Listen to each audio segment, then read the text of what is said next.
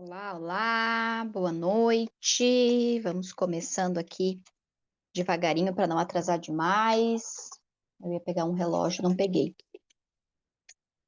Quem quiser abrir a câmera, pode abrir. Se não quiser, não tem problema. Só preciso de uma confirmação como é que tá o meu áudio. Hoje eu estou fazendo pelo celular, porque meu computador andou tomando um banho essa semana e está no conserto. Derrubei um copo d'água em cima dele, e aí, se o rapaz conseguir salvar os meus arquivos, eu já estou bem feliz. Eu não sei como que eu consegui fazer essa proeza. Muito bem. Boa noite, Lu, Carla, Ronaldo, Tayla. Certo. Muito Boa noite, bem. David, tudo bem? Boa noite, Ronaldo, tudo bem? Obrigada Tudo pela certo, presença. certo. Meu livro ainda não chegou. Ah, ok, não tem problema. O pessoal vai comprando, vai adquirindo e pouquinho a pouquinho a gente vai fazendo aí o nosso trabalho.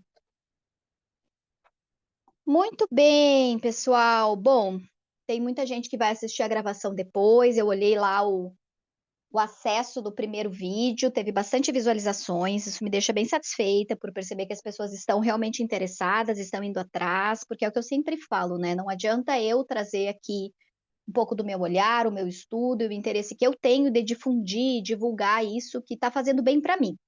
E a minha missão, o meu lugar no planeta onde eu me achei é se faz bem para mim, se isso me traz benefícios, saúde, leveza, alegria, por que não oferecer isso a outras pessoas?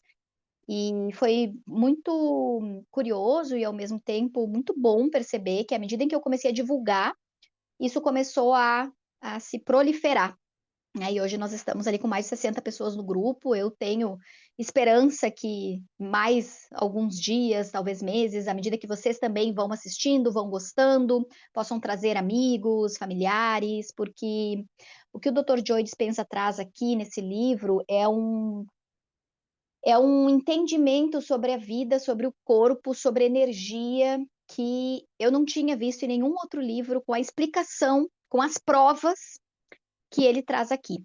E é interessante porque na semana ali do dia 27 de junho foi lançado um documentário dele, marcando, aparecendo assim muito sobre como foi as vivências pelas quais ele vivenciou lá com os alunos dele, com o grupo dele, para trazer os resultados que tem nesse livro.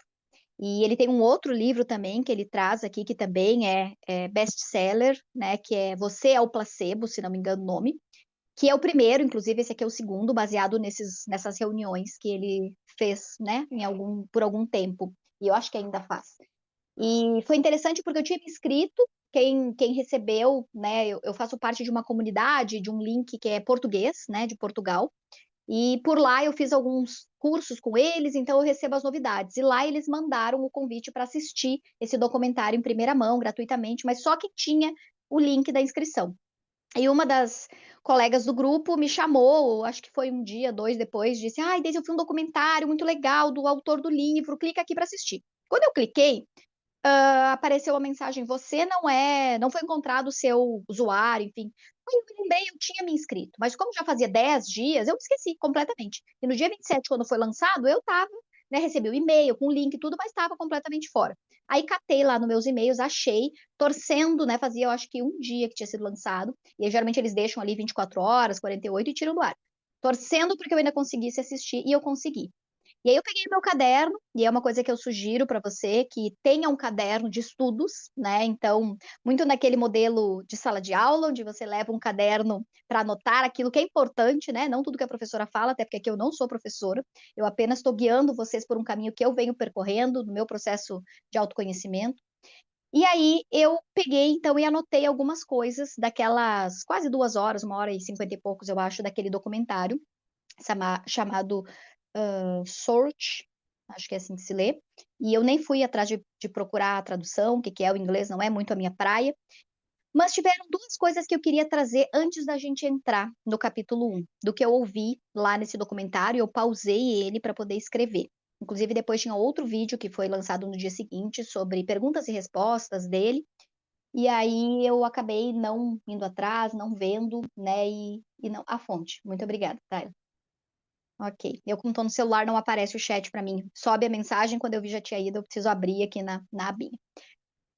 E duas coisas que me marcaram muito, me chamaram muito a atenção do que ele trouxe lá, que é exatamente isso que a gente está começando a entrar aqui, estudando esse livro, e ele mostra como os exames foram feitos, retirada de sangue antes da meditação, depois dos 4 dias, o que deu de resultado alterado no exame sanguíneo mesmo, os processos de respiração, de meditação, envio de cura para pessoas que tinham sintomas e que tinham, botaram na ficha lá que tinham doenças, sintomas, e aí elas foram marcadas, cada crachazinho tinha uma cor, uma bolinha com uma cor, e as pessoas que tinham alguma doença, algum sintoma, tinham uma cor diferente, e na hora da meditação e do envio da cura, aquela pessoa ficou no meio e os demais, eu acho que eram 13 pessoas que faziam uma roda ou uma fileira, assim, e aquela pessoa que tinha algum sintoma ou doença deitava no meio.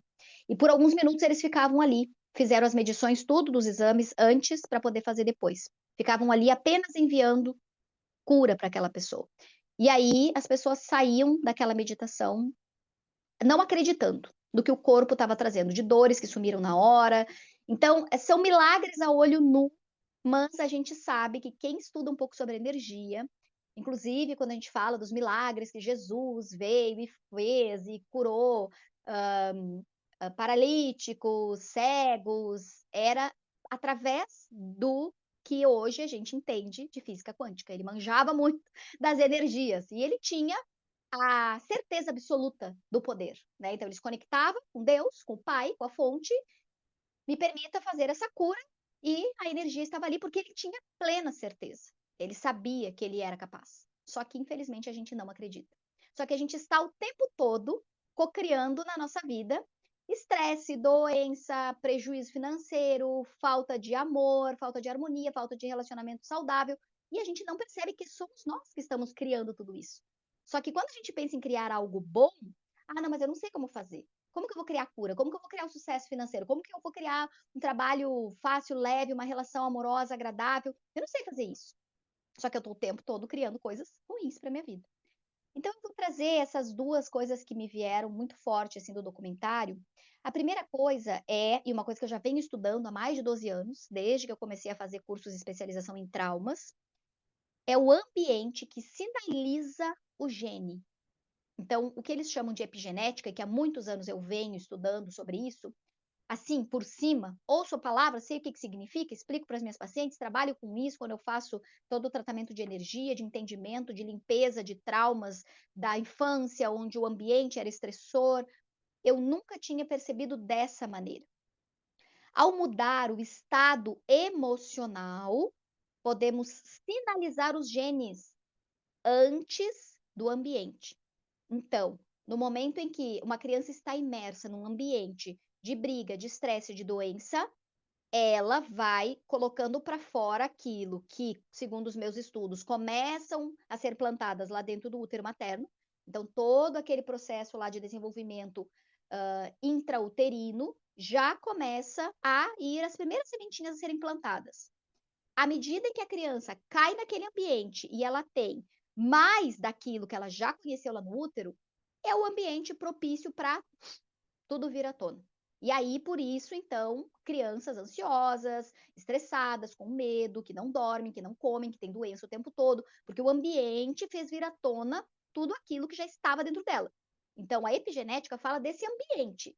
Mas, quando ele traz, ao mudar o estado emocional, podemos sinalizar os genes antes do ambiente influenciar, significa que hoje que nós já estamos aí adultos, conscientes, e já temos todos os processos genéticos aí, né, proliferando, pipocando dentro de nós, doenças, estresses, ansiedade, depressão, irritação, raivas, coisas que a gente não consegue digerir, que dispara, que a gente não entende por quê, é na mudança do estado emocional que a gente vai poder alterar primeiro o estado interno, para daí começar a viver num ambiente diferente.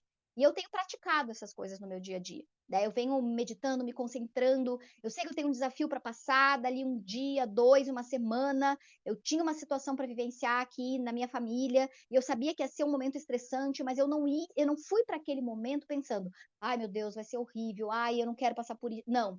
eu fui pensando, vai dar tudo certo, o que eu posso fazer, quais são os momentos que eu tenho que estar consciente para não entrar no jogo de uma discussão, para não bater boca com ninguém, para eu conseguir me manter consciente. E eu passei uma semana inteira pensando sobre isso, conversando com pessoas sobre isso, parando, enviando amor incondicional para a pessoa, enviando amor incondicional para o ambiente, para que tudo saísse perfeitamente, não como eu tinha planejado, porque a gente não tem que planejar uma rota e se agarrar a ela. Eu falei sobre isso no encontro passado, que é a gente querer se agarrar na margem do rio, sendo que o barquinho está sendo levado pela água. Mas eu posso prever, eu quero virar mais para cá, eu quero andar mais para lá e tá tudo certo. Então eu fui imaginando e simplesmente vivenciando o que era para ser vivenciado e pedindo proteção, pedindo guiança, me mostra quando que eu tenho que calar minha boca, quando que eu tenho que respirar fundo, quando eu tenho que sair de perto, porque eu prefiro isso. Hoje eu entendo que isso é paz para minha vida, do que eu querer mostrar ali que eu tô certa, não, porque não é assim, porque aquilo ali não me leva a nada. Além de roubar minha energia, porque aí a pessoa sai se achando, porque eu perco na discussão, no argumento, e aí não vale a pena. E eu passei me preparando mais de uma semana, trocando ideia com pessoas, fazendo os meus processos. E aí, quando chegou o momento, em vários momentos eu estava consciente e presente. Vinha o gatilho e eu ia abrir minha boca e pensava: esse é o momento de ficar quieto. E aí eu silenciava. Passou. E aí a pessoa continuava, e eu simplesmente, em alguns momentos até imaginei enviando amor de novo. E era isso. E aí, aos pouquinhos. Ui, queria colocar aqui, não consegui. Aos pouquinhos eu fui começando a perceber o quanto aquilo ali era algo meu. Era um processo que, como eu já falei, o outro só está a serviço de me mostrar o que que eu realmente preciso experienciar, aprender, evoluir. E é isso que eu fui fazendo. Então, fez sentido para mim isso que eu ouvi aqui. E a outra coisa que eu ouvi, que veio muito ao encontro de tudo que eu venho estudando, voltei para os meus estudos do Hélio Couto, que fala sobre mecânica quântica, sobre átomos, sobre energia, porque de tantos avanços que eu fui fazendo nos meus estudos, eu parei de ouvir lá a base e daqui a pouco eu estava me perdendo aqui, 4, 5 degraus acima. Eu digo, não, pera, volta, porque tem coisa que está desconectado. E aí voltei, assisti e percebi, ah, realmente, eu tinha esquecido disso. Isso aqui é base, isso aqui é importante. E aí ele trouxe ali no documentário também. O átomo é 99,99999% energia e apenas 0,00001 matéria. E aí eu pergunto, por que que a gente foca no 0,00001? E aí ele diz, tire o foco, tire a atenção da matéria, dê a atenção à energia. Foque no que realmente é tudo, tudo. O livro é uma junção de átomos que se aglomeram aqui e que entre eles tem muita energia para manter esse livro do jeito que a gente estuda, com as letras, só que a gente não olha. É essa possibilidade que você está tendo agora de me ouvir aí da sua cidade, da sua casa, do seu quarto, né? Eu lembro que da última vez tinha gente até já lá embaixo da coberta, bem quentinho, ouvindo a aula. Essa possibilidade aqui, ninguém pergunta. Hoje eu estou com um fone de fio, mas a gente tem uns fones de Bluetooth.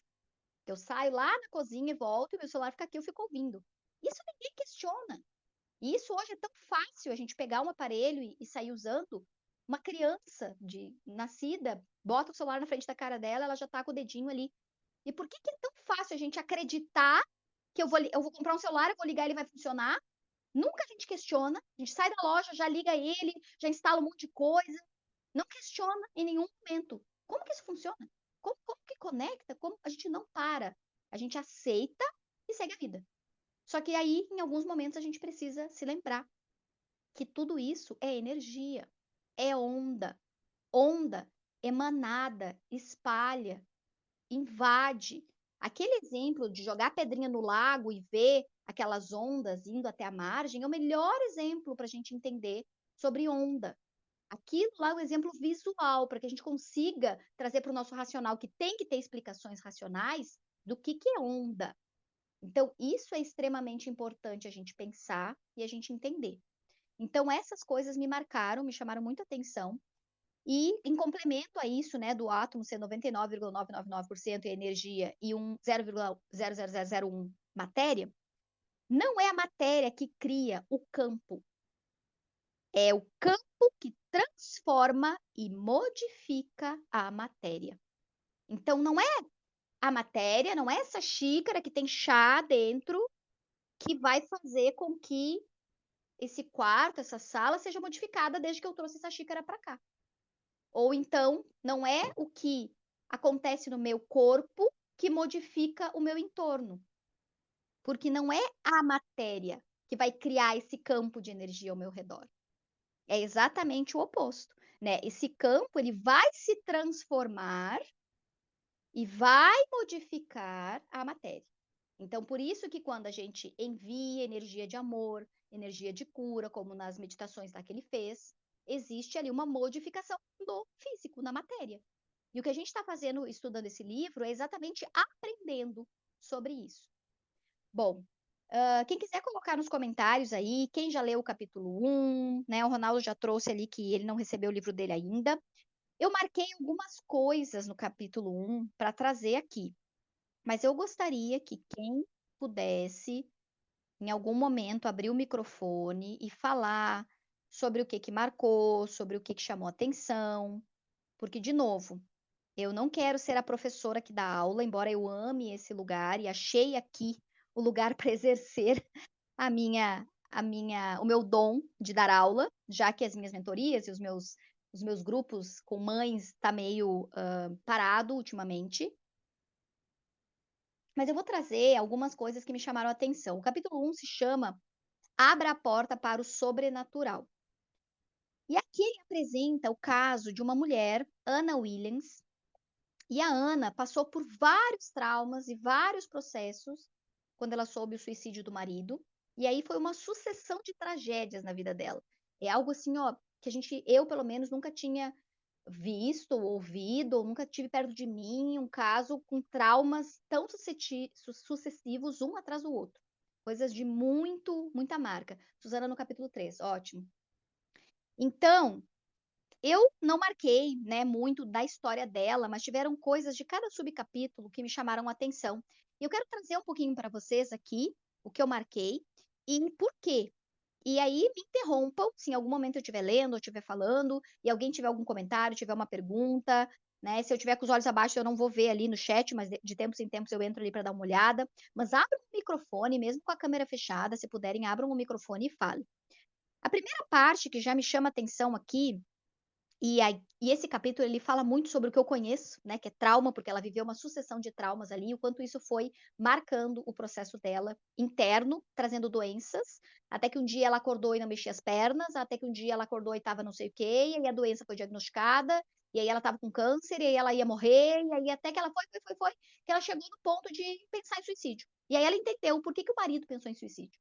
Porque provavelmente ele já tinha chegado naquele ponto ali que ela, né, foi avançando, só que ele guardou tudo para ela. Ela não sabia de nada. Quando ela soube, o marido tinha se matado. Então, a primeira coisa que me traz aqui uma reflexão e um entendimento de que é exatamente sobre isso que eu venho estudando já há bastante tempo. Viver em estresse é viver no modo de sobrevivência. E ultimamente eu venho trabalhando muito com mães que os filhos não dormem, que os filhos estão sempre doentes. E eu, como sou mãe de 3, já vi isso acontecer na minha casa. Um cérebro que está estressado, um corpo que está estressado, que o tempo todo está achando que vai acontecer uma tragédia, uma pessoa que está sofrendo estresse pós-traumático, por exemplo, eu lembro quando uma tia minha foi sequestrada, muitos anos atrás, uns 15 anos atrás, mais. Ela estava saindo do supermercado, e aí quando ela foi entrar numa caminhoneta que ela tinha, uma caminhoneta S10, uma pessoa parou ela de um lado com uma arma, encostou a arma nela quando ela abriu o carro, encostou a arma de um lado, o outro já chegou pelo carona, empurraram ela para o meio da caminhoneta e entraram cada um de um lado, bateram as portas e arrancaram. E ela, mega nervosa, apavorada, com a bolsa e 2, 3 sacolinhas na mão, começou a ficar nervosa e eles: "Fica quieta, tia, fica quieta, a gente só quer fugir da cidade, a gente só quer o carro, não, lá", e só que ela ali dentro, né. "Então me largue", na época nem tinha esse uso do celular que nem é hoje. "Me largue em qualquer lugar, me deixem, eu tenho problema de coração, eu vou passar mal, vocês vão ainda vão ter uma morte nas costas", daí ela começou a trazer todo um psicológico. "Eu preciso do meu remédio que tá na minha bolsa", ele: "Tá, tá bom, tá bom", daí eles já começaram a ficar nervoso, porque ela começou a dizer que ela ia morrer ali.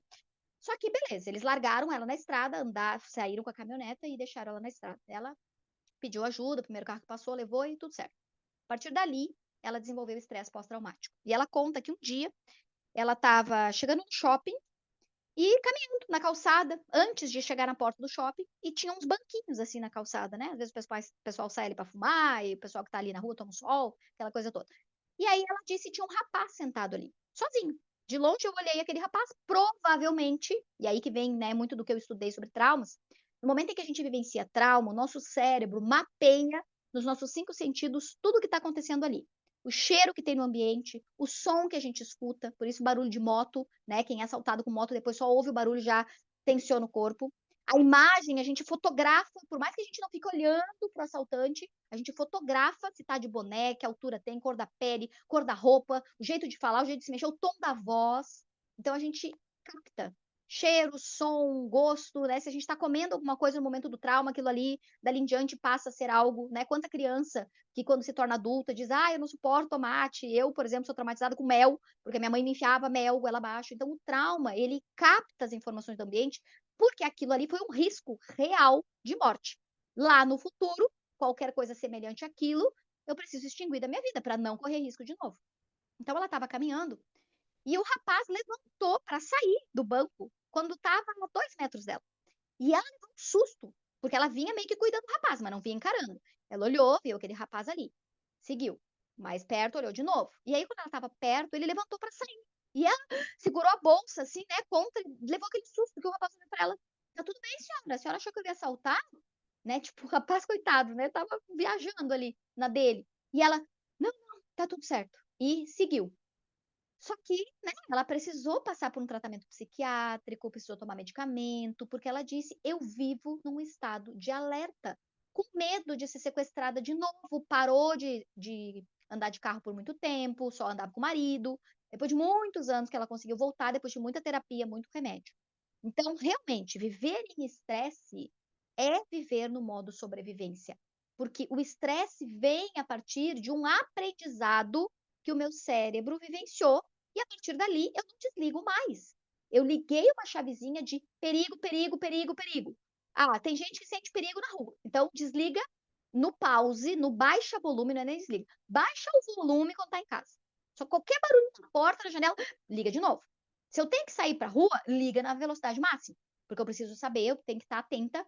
E aí, se o cérebro tá assim, ele não tem como focar em outras coisas. Se eu estou focando na sobrevivência, eu não consigo focar em mais nada, em criatividade, em me desenvolver, em estudar, em aprender, em me relacionar. Então, por isso que muitas vezes a gente tem problemas nos relacionamentos, no trabalho, com o dinheiro, com a saúde, porque a gente está vivendo num estado de estresse focado na sobrevivência.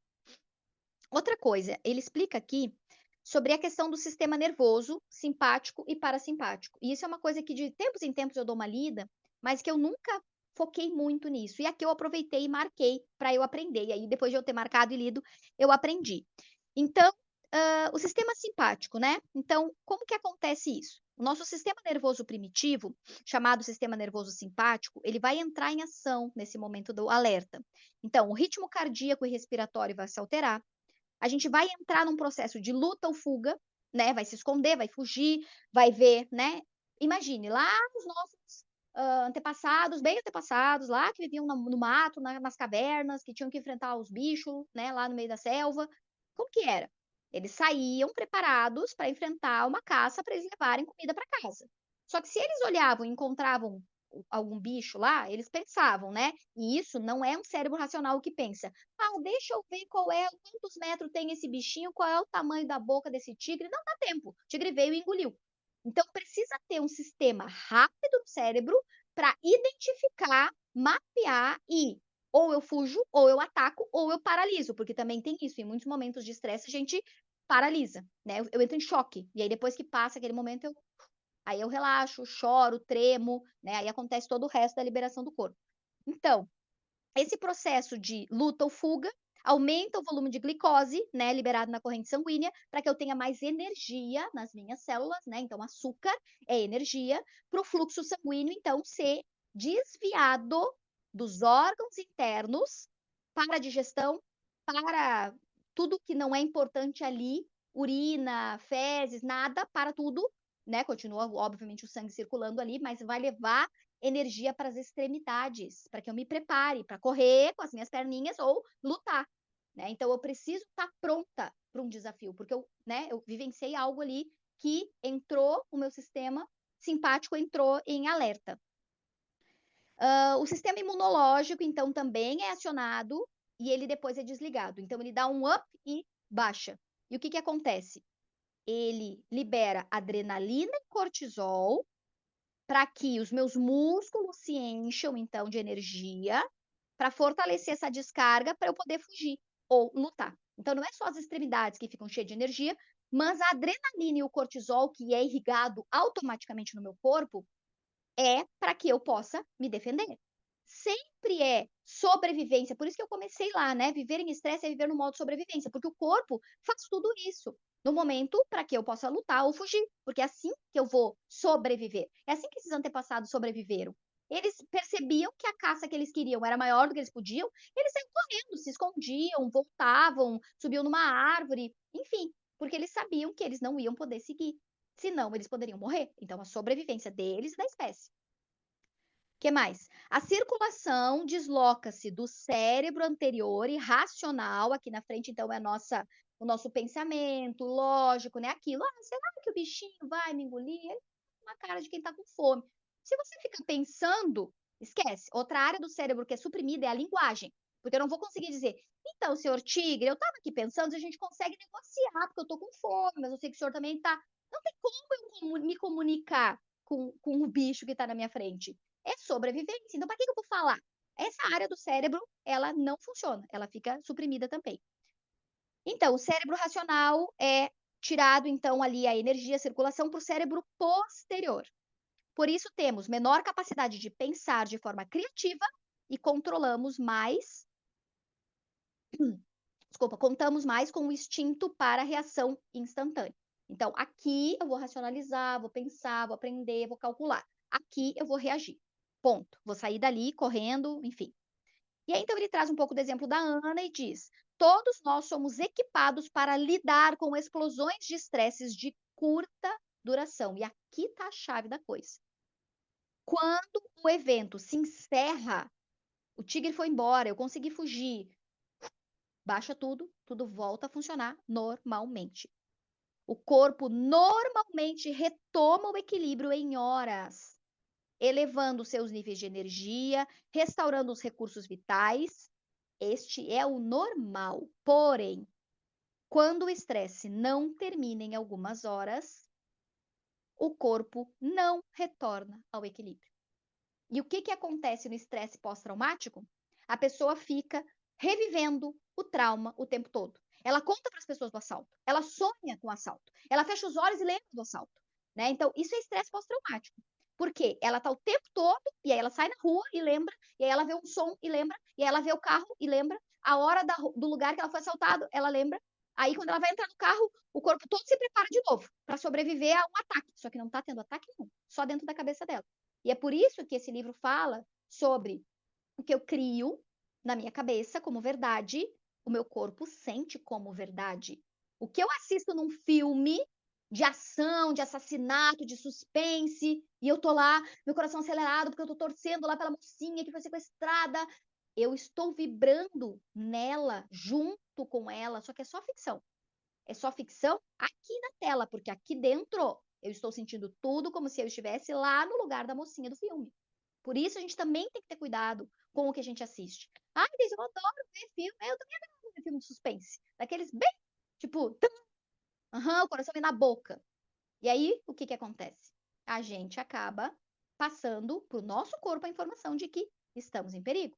E não estamos. Estamos ali, sentadinhos no sofá. E achando que tá tudo bem. E aí depois a gente fica, né, espiada dentro de casa, com qualquer barulhinho, irrigando o nosso corpo com adrenalina e cortisol desnecessariamente. Porque a gente ativou ele num estresse que não tinha necessidade. O que mais que eu trago aqui dessa página? O seu corpo, então ele falando da Ana, né, que ela revivia, e bem que eu falei, ela revivia o acontecimento do que aconteceu ali, né, então com o marido dela, o tempo todo. O seu corpo não sabia diferenciar o acontecimento original da lembrança do acontecido. E é exatamente isso né, que eu acabei de dizer. Então, não importa se eu tô vendo um filmezinho, se eu tô lembrando de alguma coisa que aconteceu ontem na minha vida, ou há 10 anos atrás, quando eu perdi uma pessoa importante, quando eu tive um trauma, um assalto, uma dor, não importa. E é por isso que a criança, o bebê, por exemplo, que passa por um processo de gestação, que traz ali alguns desafios e traumas, depois o trauma do nascimento, que é algo bem pesado para todos nós, deixou marcas, porque deu um início ali no nosso primeiro movimento para ir para a vida, então ele marca. É normal que a criança depois não consiga descansar, relaxar e dormir, principalmente se ela passou por um desafio de quase morrer no parto.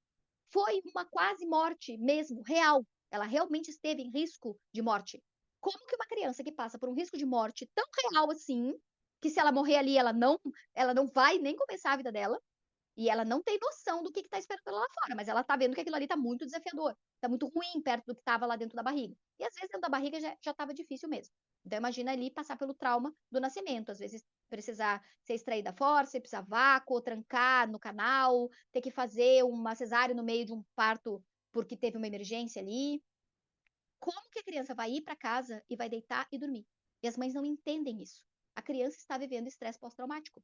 E se não é tratado, ela fica reverberando aquilo por anos. Anos. Eu tenho pacientes que têm filhos de 4, 5 anos que não dormem. Porque tem ali um processo que, cada vez que a criança deita para dormir, os 5 sentidos, alguma coisa capta. E ela volta a viver tudo aquilo. Então, o cérebro está em alerta. Adrenalina e cortisol na corrente sanguínea. E tudo isso que eu descrevi. Como que a criança vai descansar? Como que ela vai relaxar? Como que a minha tia ia, depois de um sequestro, chegar em casa e deitar e dormir? Não tem como. Eu tenho uma paciente que passou por um acidente uma semana atrás de carro. Ela disse que a primeira noite eu não conseguia dormir. Ela fechava o olho e enxergava o carro vindo na direção dela. O cérebro fotografa, capta por sobrevivência. Então é essa hora que a gente tem que ser ativo com o cérebro racional e dizer: estou em segurança, calma, relaxa corpo, relaxa, bate um pouquinho no corpo. Tô aqui agora, ó, tá tudo bem, isso aconteceu tal dia, agora eu tô aqui no dia tal. Passou. Eu preciso atualizar o meu corpo de que já passou, porque senão ele vai continuar vibrando naquele desespero ali. Bom, o cérebro então conectava o evento no banco de memórias continuamente e o corpo experimentava emocionalmente a mesma química do passado, umas 100 vezes por dia. Isso é estresse pós-traumático do violento. Pelo menos 100 vezes por dia. Ao recordar a experiência repetidamente, Ana, sem querer, ancorou o cérebro e o corpo no passado. E isso aqui é uma coisa que a gente chama de formar uma memória, de tanto repetir aquela experiência traumática, eu transformo em uma memória de longuíssimo prazo. Tem as memórias de curto prazo, médio prazo, longo prazo, longuíssimo prazo. Então, eu vou tornando a conexão entre os neurônios, cada vez que eu lembro, né? Então, eu vivenciei algo e se formou ali uma conexão, né, entre os neurônios. E aí, no momento em que eu olho para aquilo de novo, penso naquilo de novo, fortalece aquela conexão. Mais uma fibrazinha ali. Aí eu sonhei com aquilo, mais uma fibrazinha ali. E de tanto pensar, e ela pensava 100 vezes ao dia, no mínimo. 100 vezes essa conexão. Pá, pá, pá, pá, até que não tem mais como desmanchar. Acabou. Aquilo ali faz parte dela. Ela não consegue mais. E isso é que é o difícil. E sem querer a gente faz isso. A gente faz isso quase que constantemente com coisas que a gente já viveu e que fica de vez em quando rememorando, remoendo, problemas do dia a dia, estresses no dia a dia, e a gente fica fortalecendo algo que a gente não quer mais pensar. Só que como o cérebro não entende não, a palavra não, o cérebro não capta, né? Então quando eu pensar, por exemplo, vou dizer para você agora, não pense num elefante cor-de-rosa. Todo mundo já pensou. O cérebro não consegue entender não pense. Elefante cor-de-rosa, tá? Era não para já pensei, não tem como. Então, quando eu fico, eu não vou pensar naquele assalto, eu não quero mais lembrar daquilo. Pronto, já pensou. Então, quando vem o pensamento, eu preciso mudar para outra coisa. Eu preciso, na hora, pensar em algo positivo. Não vou pensar nisso, então eu vou pensar no quê? E focar em algo que realmente eu queira. Por isso que, para aliviar a ansiedade, a prática é sempre trazer para o agora. pega um gelo da geladeira, esfrega nos pulsos, esfrega no pescoço, porque o gelo, a temperatura traz para o corpo pro agora. Vai lá cheirar um cheiro forte de um produto de limpeza, de um perfume que é forte, né? Então acende um incenso na casa para sentir um cheiro diferente. Vai ouvir uma música que, né, que traga uma batida diferente, ou uma música suave, uma música clássica que vai mudar a vibração. Mas não adianta botar a música clássica e ficar lá vibrando, vibrando igual. Não adianta. Então, por isso que os nossos 5 sentidos têm que estar no agora. E não é uma vez e nunca mais. Porque lembra, o cérebro está acostumado, tem uma memória ali formada num processo muito intenso, de tanto a gente, sem querer, repetir. E a gente repete porque a gente não sabe que aquilo ali está causando o nosso algo ruim para gente. Emoções são as consequências químicas de experiências passadas. Isso aqui também achei muito interessante. É um feedback, né? Então, eu tô me sentindo com raiva. Por quê? Porque alguma coisa aconteceu lá atrás que disparou em mim um sentimento, uma percepção. E hoje, quando algo no meu ambiente dispara essa memória dentro de mim, eu fico com raiva de novo. Então, é só um eco de algo do passado. Bom, quando esses grupos congelam-se em um padrão, o cérebro, aí ele traz aqui sobre grupos de neurônios, tá? Então, quando esses grupos de neurônios se congelam em um padrão, o cérebro cria um produto químico que é então enviado para todo o corpo. Esse produto químico é chamado de emoção, né? Então, existe todo o processo cerebral para que seja sentida uma emoção. Quando notamos uma mudança interna significativa, o cérebro presta atenção a quem ou o que causa a mudança forte em nós. Então, vivenciei um assalto, vivenciei um sequestro, me causou medo de morrer, né? A minha tia estava ali com uma arma apontada para ela, dos dois lados, né? Então, depois o cara entrou para dirigir, o do lado ficou com a arma na costela dela e ela estava realmente com medo de morrer, com medo de levar um tiro.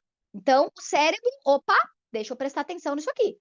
O que que ela está sentindo? De novo, né? Cheiro, som, imagem, captando tudo, né? Então, ó, o cérebro para, ela tá com as compras dela, agora eu vou para casa, né, mulher? Sai do mercado? Não, agora eu vou para casa, tem que pegar minha filha, tem que lá, daqui a pouco nem viu que tinha gente chegando perto dela. Porque ela estava no mundo do futuro, planejando e pensando o que ela vai fazer daqui a pouco. Depois que ela entrar no carro, ela vai para onde, vai fazer o quê? Provavelmente já tinha ali coisas para fazer depois. E aquela situação pegou ela de surpresa. Então o cérebro levou um choque com a realidade que ela não percebeu e focou. Deixa eu ver o que está acontecendo. Por quê? Trouxe uma emoção. E aí o cérebro foca. Quem ou o que causa mudança fora de nós, né? Então foi o assaltante ali que trouxe algo para dentro dela. E aí então o cérebro tira uma fotografia da experiência externa. E isso é chamado de memória. Eu achei fantástica essa explicação. Então, quando eu sinto uma emoção, e aí agora eu vou fazer uma prática depois de terminar essa explicação. Quando eu sinto uma emoção, o meu cérebro presta atenção, fotografa aquilo e decodifica. E aquilo é chamado de memória. Por quê? Quando eu penso em algo que eu vivi, por exemplo, há um ano atrás, deixa eu pensar em alguma coisa que aconteceu no meu ano de 2024. Eu só vou lembrar das coisas que tiveram emoção associada. Pode ter sido maravilhoso, pode ter sido horrível, pode ter sido triste, pode ter sido divertido, mas tem que ter emoção. Porque provavelmente você nem lembra do que você comeu no almoço segunda-feira. Se foi um dia normal, comum, você não vai lembrar. Não teve emoção nenhuma. É mais um dia que eu estou almoçando. Agora, se teve algo especial, você pode ter vivenciado isso na infância. E agora a gente vai fazer uma prática já. Antes de eu terminar aqui esse pedacinho, porque depois eu vou abrir para quem quiser falar alguma coisa. Eu quero que você feche os olhos, respire fundo um pouquinho, e eu quero que você pense numa vivência da sua infância antes dos 10 anos, de algo muito bom ou muito ruim que aconteceu na sua vida. Pode ter sido uma viagem que foi divertida, um presente que você queria muito, aquele Natal com a visita do Papai Noel, um acidente, uma perda, um medo que você vivenciou de algo muito importante. À medida que você olha para essa lembrança, olha o quanto ela está viva ainda. Ela aconteceu há muitos anos atrás. Antes de você ter 10 anos, você era pequeno, pequena. Como que você lembra, talvez até da roupa que você estava usando, do lugar, o que que tinha nesse lugar, quem eram as pessoas que estavam lá, pessoas que talvez já nem existam mais. Eu lembro de coisas com os meus avós que já morreram, com meu irmão mais velho que já partiu também. Todas essas memórias carregadas de emoção. Pode abrir os olhos, e aí você conseguiu vivenciar, perceber o quanto essas memórias estão aí dentro. E assim como essas, que se você trouxe algo bom ou algo ruim, tantas outras hoje ainda estão aí dentro, trazendo emoções. Porque se aquela que você pensou foi algo ruim, talvez você tenha ensinado o seu cérebro a algo lá que você tenha que evitar. Talvez uma dor, uma perda, algo vivenciado ali na infância com os pais ou com amigos na escola, uma vergonha passada na escola, marca muito a gente. Bullying sofrido na escola, humilhação. E aquilo é passado ano após ano, sendo fortalecido com medos, inseguranças, e daqui a pouco a gente chega lá na idade adulta, sem ter noção do porquê que aquilo dispara em mim todo esse estresse. Por que que eu fico tão nervosa quando eu tenho que ir para frente da sala de aula falar em público? Falar ali, né, apresentar um trabalho, por exemplo. Como tem gente que, mesmo adulta, eu tinha um paciente que eu atendi, ele passou todo o ensino médio sofrendo, aí ele chegou na faculdade sofrendo, quando faltava um ano para ele apresentar o TCC, ele começou a fazer terapia. Um rapaz, né, super jovem. Eu não vou conseguir apresentar meu TCC, eu estou desesperado. E aí, quando a gente foi começar a fazer todo o processo de olhar para trás, toda a vida dele, ele teve esse problema. E aí a gente chegou lá na primeira infância, lá antes dos 6 anos, em vivências de humilhação, de vergonha. Então, o cérebro capta e registra. A partir dali, é mais do mesmo. E cada informação que você vai agregando, aquele conjuntinho ali de memórias, vai fortalecendo a crença, que pode ser: eu não sou capaz, eu não dou conta, eu não consigo, eu vou ser humilhado, eu vou ser exposto, e isso é horrível, vai ser o meu fim, ninguém vai ser meu amigo, eu vou ficar sozinho. E aí, só vai, cada vez piorando mais. Tem outro pedacinho aqui desse trecho que eu queria trazer ainda, que é: a cena fica congelada no tempo na massa cinzenta. Existe um local no cérebro, e eu, quando eu estudei MDR, eu conheci exatamente sobre isso. O EMDR é uma terapia com a qual eu trabalho que trata traumas, e a gente estuda exatamente isso. O cérebro traumatizado, ele tem um lugarzinho lá, um locus, onde está lá a memória traumática. Quando a gente começa a fazer o reprocessamento, aquela memória ela vai para um outro lugar no cérebro, e a gente vê isso na sessão acontecendo. É fantástico. A gente pede para a pessoa: pensa na cena do trauma, que pode ter acontecido lá com 6 anos de idade. Ela pensa: ok, quanto essa cena te incomoda hoje? 50 anos. Quanto te incomoda? Numa escala de 0 a 10, incomoda 8. Aconteceu lá com 6 anos. Eu vivenciei isso com um paciente que tinha sofrido um afogamento. Com 6 anos, ele se afogou. E ele tinha 50 e poucos, e quando ele chegava perto da água, ele entrava em pânico. Aí eu digo: vamos trabalhar isso. Pensa lá na cena, a gente foi investigando, investigando, até que ele chegou nessa cena com 6 anos. Pensa nisso. Quanto que incomoda? Ah, incomoda 5. Ok. Aí a gente começou a fazer o reprocessamento, comecei a aplicar técnica, ele começou a chorar. Lembrar de tudo. Ele disse: Deise, eu lembro, porque ele caiu num buraco, assim, onde estavam arrumando os canos. Eu lembro que o meu amigo foi para pedir ajuda e achou que eu, né, tinha me afogado, eu consegui me agarrar.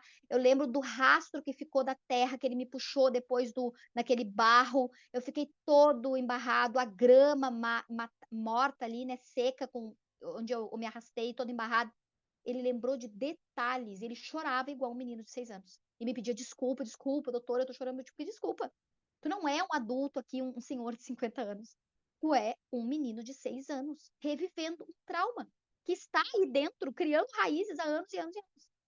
E foi lindo, assim, ver, porque ele chorou na primeira sessão, aí dali uma semana a gente fez a segunda, aí ele já chorou menos, e aí aquele grau de perturbação que estava num 5, quando ele acessou, foi para 9, porque ele reviveu tudo no corpo dele, ele sentiu tudo de novo. Na sessão seguinte já tinha baixado para um 7, aí no final da sessão ele já estava bem. Na terceira sessão ele lembrou de tudo sem chorar, já estava incomodando um 3. E na quarta sessão em diante ele não conseguia mais lembrar da cena. Como assim não conseguia lembrar? Eu dizia para ele: pensa na cena que a gente está trabalhando, porque daí eu não fico falando para não ativar a memória racional dele. Sabe a cena que a gente está trabalhando? Sei, pensa nela. Não consigo. Como não consegue? O que que aparece? Ah, ela veio num borrão, ela tá distante, ela tá preto e branco, eu não enxergo mais lá, eu me vejo já em casa tomando banho. A memória, ela é deslocada para um lugar do cérebro mais adaptativo. E isso, os estudos da terapia com a qual eu trabalho, a Francine Shapiro falou exatamente sobre isso. Então, o que a Francine Shapiro, é criadora do EMDR, ela disse, nos estudos dela, existe um deslocamento da memória. A Alice, que participou do nosso último encontro, ela é terapeuta de EMDR como eu. É pena que ela não está hoje aqui, ela vai assistir a gravação. Mas a gente estuda isso e é algo fantástico, a gente vê isso acontecendo, esse deslocamento. E aí, depois dali, ele parou aqueles estresses loucos na frente da água. Ele não ia para a praia com a companheira dele, e se ela queria entrar perto da água, piscina, ele ficava em pânico. Ele aceitou ir, passeou, inclusive foi nesses restaurantes flutuantes aí do meio do mar, e tipo, eu não quis entrar na água, mas eu não fiquei nervoso vendo ela entrar. Eu comecei a trazer para mim de que estava tudo bem, de que eu estava seguro, né? E muitas falas ali que a gente vai construindo também. Então, é lindo ver esse processo de cura do cérebro. E aqui ele traz exatamente isso. Existe algo ali que fica congelado, e o MDR é a possibilidade que eu tenho de ajudar eles a descongelar essa memória. Bom, a combinação de várias pessoas, objetos, momento, lugar, experiência estressante é gravada em nossa arquitetura neural como uma imagem holográfica. A experiência fica gravada no circuito neural, a emoção é guardada no corpo, e é assim que o passado se torna a nossa biologia. Por que cada vez que ele ia perto da água, o corpo dele se preparava de novo para a sobrevivência? Porque estava tudo isso gravado no corpo dele. Então, as emoções que lembravam a cena, as vivências, o cheiro da água, o movimento da água, o medo de morrer afogado. Então, tudo isso estava guardado ali. No momento em que a gente fez a técnica que ela libera as emoções, libera o corpo, libera a memória, foi, acabou. Todo o nosso estado de ser, como pensamos e sentimos, fica biologicamente preso ao passado. É por isso que a gente costuma dizer no MDR que a gente olha a vida sob a lente do trauma. A gente não consegue viver o presente. E eu tenho certeza que muitos aqui no grupo estão com processos hoje, no dia a dia, vivenciando isso. Repetindo e repetindo e repetindo o passado. Por questões traumáticas vividas sem nem se dar conta. E uma última parte que traz aqui, que eu marquei, é a nossa personalidade é composta por nossa maneira de pensar, agir e sentir. Então, essa é a nossa personalidade. Como a gente pensa, a partir de um pensamento, vem uma atitude e vem um sentimento, né? A gente costumava, quando estudava traumas, a gente costumava fazer um encadeamento, né? Então, o meu comportamento hoje gera os meus resultados. E às vezes o meu resultado é, por exemplo, fugir de situações na rua, tá? Então, esse é o resultado de um comportamento que vem a partir de um aprendizado, né? Então, por exemplo, o comportamento é fugir, né? O resultado é eu ter pouca interação social. Ok, achei o resultado. O resultado é, eu não tenho amigos. Tá, mas por quê? Qual é o meu comportamento, a minha atitude? Ah, porque eu não saio. Tudo bem. Então, o meu comportamento gera o meu resultado. Eu não tenho amigos porque eu não saio. Mas o que vem antes do comportamento? Vem algo que aconteceu comigo, que me trouxe, então, o meu sentir e o meu pensar. Um trauma. Uma vivência traumática bloqueou, travou, me deixou com medo, me trouxe sentimentos e pensamentos, e o meu pensamento alimenta o meu sentimento, que alimenta mais pensamento, que alimenta mais sentimento, e aquilo ali, energia, energia, reverberando, reverberando, por todas as células do meu corpo, liberando adrenalina, cortisol, o tempo todo. Então, o trauma que eu vivenciei me fez gerar um entendimento, uma crença, estou em perigo. Aquilo fez com que eu parasse de sair e eu tivesse o resultado de ter poucos amigos. Então, como que eu vou voltar a ter amigos? Como que eu vou? Ah, eu tenho que sair mais, tá bom, mas eu não consigo. Como que eu vou voltar a sair mais? Eu tenho que tratar o que aconteceu antes. Ah, é o trauma do assalto. Então, quando eu saí e fui assaltada, eu passei a ter medo. E gerou a crença em mim de estou em perigo. Como que eu diminuo a crença para botar o estou segura no lugar? Trata a dor que veio a partir desse trauma. E aí sim, lá na memória traumática, curando a cena do assalto. Curei a cena do assalto, eu desmembro tudo isso. Porque daí eu desloco a memória traumática e faço com que aquilo lá não faça sentido. A criança estou em perigo cai por terra, e aí eu não tenho por que não sair na rua, e eu vou voltar a me conectar com pessoas. Só que isso é terapia, que às vezes a gente precisa ficar meses trabalhando. E o que o Dr. Joe explica aqui é que a gente pode fazer isso todos os dias, se a gente praticar sozinho. Só que não é tipo que nem na sessão de terapia que eu tô guiando ela ali, a pessoa, 1 hora na semana. Beleza, em 2, 3, 4 meses, dependendo do caso, até antes. Esse paciente meu, ele resolveu essa questão do medo de água em 1 mês de terapia. 4 sessões, na 5ª sessão ele já estava zerado. Pensar na cena já não incomodava mais. E a partir dali ele já agendou viagem com a companheira dele, já a vida que segue. Mas nem todo mundo tem um reprocessamento rápido, porque vai depender de todo o enraizamento do trauma. Do quantos anos eu vivenciei em cima desse trauma, pensando, vivenciando coisas que foi aglutinando ali, quanto eu fui piorando aquele estado com o passar do tempo. Muito bem, aí depois ele traz mais da história da Ana, mas eu queria saber se alguém tem alguma coisa para perguntar, para falar, algo que chamou a atenção nesse começo do capítulo. Depois ele vai trazer sobre a noite escura da alma dela, e aí então eu marquei frases muito pontuais, assim, que realmente ele complementa, mas por umas 3, 4 folhas eu não marquei mais nada. Só lá depois, quando ele vai trazendo sobre o diagnóstico e sobre tudo o que aconteceu. Alguém quer comentar alguma coisa, quer falar alguma coisa, ou no chat, ou abrir aqui o microfone e falar?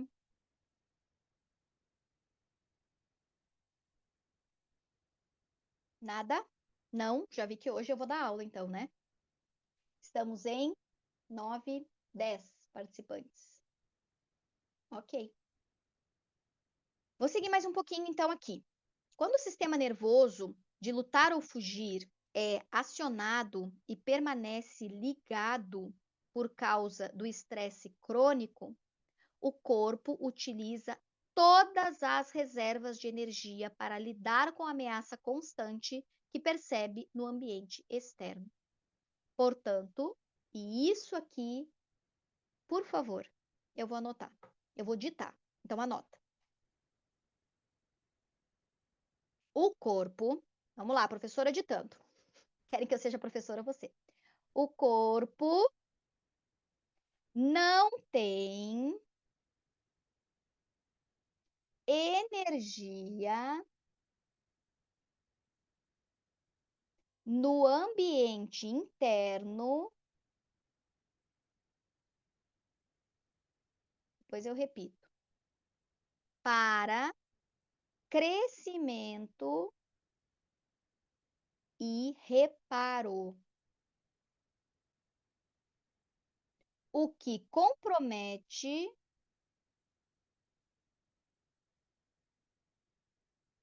o sistema imunológico.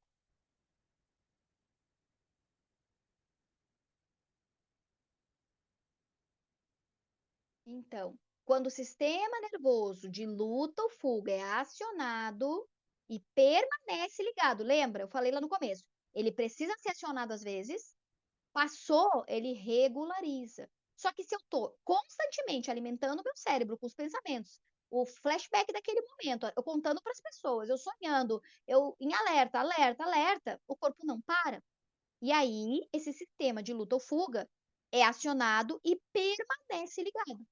Eu passei pelo estresse da rua, passei pelo assalto, voltei para casa, tô segura, tá tudo bem, vida que segue. Por que que às vezes ele fica ligado? Por que que às vezes ele não volta? Por que que ele gruda, congela, paralisa? Porque tem todo esse processo emocional acontecendo, todo esse processo de repetir, repetir, repetir, de não buscar um escape para aquilo. E tem uma outra coisa que eu aprendi recentemente, há poucos anos, que eu comecei a estudar sobre vivências intrauterinas. Quando a gente vivencia um trauma na idade adulta e fica impactado, aquilo só nos impacta a ponto de paralisar muitas coisas na nossa vida. Se eu já tenho sensações de vivências semelhantes lá da minha infância, ou melhor, da minha gestação. Aquelas sementinhas que eu falei antes, que são plantadas no útero materno, de vivências, e que podem ser que, devido à epigenética, não tenham aflorado, podem ser que lá na minha adolescência, na entrada para a faculdade, quando eu casar, quando eu tiver o primeiro filho, elas, pum, venham à tona. Qualquer situação que eu vivencie lá, e pode ser um acidente de carro, pode ser a morte de um familiar, pode ser qualquer coisa que me impacte. Se eu não conseguir sobreviver e voltar para minha vida normal em pouco tempo, e eu ficar fora, provavelmente aquilo só me impactou porque tinha já um processo anterior dentro de mim. Eu já conhecia aquela sensação. Por isso que eu sempre digo, a uma pessoa que se sente abandonada na idade adulta, ela já conhece aquela sensação. Por isso que ela sabe que aquilo ali é muito doloroso. Então ela faz de tudo para não ser abandonada. Ah, uma pessoa que já sabe o que quer ser rejeitada, ela faz de tudo para não ser rejeitada. Ela faz tudo que os outros querem. Ela quer ser a pessoa mais maravilhosa do mundo, porque rejeição para ela é uma dor que ela não suporta. Onde é que ela aprendeu sobre isso? Lá no útero materno. Eu lembro de ter ouvido, ter lido, não é ouvido, no livro O Corpo Guarda as Marcas, do Bessel van der Kolk. No ano retrasado eu fazia a leitura desse livro no meu perfil de traumas. Eu li vários capítulos, a metade do livro eu li lá em lives, agora depois eu deletei o perfil. Ele fala lá sobre traumas e ele fala que o processo todo que a gente vivencia dentro da gente é algo que nos marca, mantém aquilo dentro de nós invariavelmente, eternamente, se a gente não fizer nada. Só que ele percebeu nas análises dele que os veteranos de guerra que se traumatizavam na guerra, que quando voltavam da guerra não conseguiam voltar para uma vida normal com a família, né, fazer alguma atividade ali para se ocupar, né, depois que voltavam da guerra, eles só ficavam paralisados, traumatizados, com qualquer barulhinho dentro de casa, estouravam. E ele conta a história de alguns desses veteranos, porque ele estudou um grupo desses. Aqueles que já tinham traumas anteriores. Aqueles que tiveram uma infância harmônica, a família ama, se preocupa, cuida, ampara, não tiveram processos intensos depois da guerra. Esses que a gente vê, muitas vezes, veteranos que ficam mal, precisam trabalhar em grupos de terapia, precisam fazer processos, às vezes não conseguem voltar, se separam da esposa, se desconectam dos filhos, eles não conseguem voltar para a vida normal depois da guerra. Porque eles. E tem uma outra coisa agora que me veio também. Porque eles estão ali num processo conhecido já. E aí, de tanto tempo que eles ficaram naquele estresse da guerra, pensa, né? Guerra, tu dorme com um olho aberto, outro fechado, porque a qualquer momento pode ter um bombardeio no teu acampamento. Se tu tá dormindo profundamente, ferrou. Então, realmente ali, a guerra é um processo muito triste, porque ali traumatiza de uma forma. Mas por que que alguns sobrevivem depois de uma vida normal e outros não? Por causa disso. E aí, agora até nem me lembro o que que era que me veio, mas enfim, pode ser que venha depois de novo. Por causa desse processo de trauma, que se eu já conheço aquela dor, aquele processo ali que eu tô vivendo, a vivência na guerra só vai trazer à tona tudo, né? A epigenética, o ambiente da guerra vai trazer à tona todos os meus medos e as minhas inseguranças ali. Então, isso é super importante também. Muito bem, vou repetir então aqui o que eu havia ditado. Quem não copiou, agora copie o que faltou, né? Enfim, o corpo não tem energia no ambiente interno, como que eu tô vivendo então aqui dentro, meu sentir, o meu pensar, eu não tenho energia interno para o crescimento e a reparação, para minha cura, para o meu desenvolvimento, meu processo de aprendizado, para eu conhecer o outro, para eu me conectar, para eu trabalhar, para eu fluir na vida, para eu ganhar dinheiro. Não tem espaço. Eu tô tendo que sobreviver o tempo todo. Então, o meu corpo não tem energia para eu gastar para outras coisas. Eu tenho que sobreviver. Ponto. É só isso que eu consigo agora. O que compromete o sistema imunológico. E aí, cada vez fica pior, cada vez fica pior. Então, ele está trazendo isso dentro do exemplo do caso da Ana, que foi exatamente isso que aconteceu. Ela foi ficando tão mal e ficando sabendo de coisas que foi deixando ela tão mal e tão mal e tão mal, que ela só foi se afundando cada vez mais. Ela havia por fim, manifestado fisicamente, aqui foi quando ela soube, eu acho, da doença, do câncer, a dor e o sofrimento experimentados emocionalmente. Foi a hora que ela acordou e ela não conseguia mexer o corpo. Resumindo, Ana não conseguia mexer o corpo porque não ia em frente na vida. Estava presa no passado. Ela estava lá sofrendo a morte do marido e ela não conseguia seguir para frente. Aqui eu anotei que emoções influenciam nos atos, e aí, então, mais um pouco sobre a história dela. Ninguém lhe perguntava, e isso aqui eu marquei porque também vou aproveitar e fazer uma reflexão aqui junto com vocês. Ninguém perguntava para ela sobre o estresse emocional e mental que ela tinha vivido. Nem o médico. só tratava os sintomas físicos. Ó, janeiro de 2011, a equipe médica que cuidava da Ana encontrou um tumor perto da entrada do estômago e diagnosticou com câncer de esôfago. É claro que a notícia aumentou os níveis de estresse dela, porque ela já não estava andando bem, ela já estava com depressão, ela já tinha um monte de coisa aqui que eu não li. Os médicos sugeriram quimioterapia rigorosa. Ninguém perguntava sobre o estresse emocional e mental. Só tratava os sintomas físicos. E, infelizmente, por mais que esse vídeo vá para o YouTube, ninguém vai ver o meu perfil pequenininho, ninguém tá nem aí para o que eu tô falando. O problema é os perfis grandes, que tem que cuidar com o que falam.